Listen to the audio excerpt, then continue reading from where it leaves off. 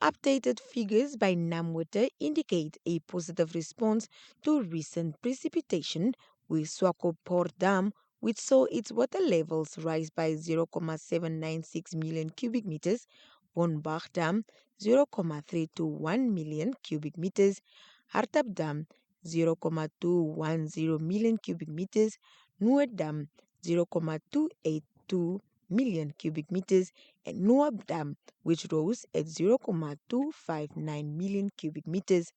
Swakopport Dam received the most significant increase from 80.6% to 81.9% of its full capacity.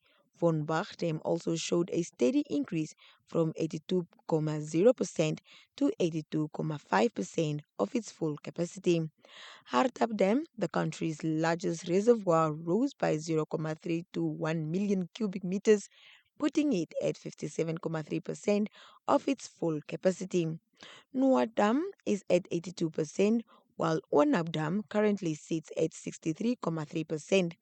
Namwater continues to monitor inflows and reservoir levels closely as further rainfall could impact dam management and water release schedules.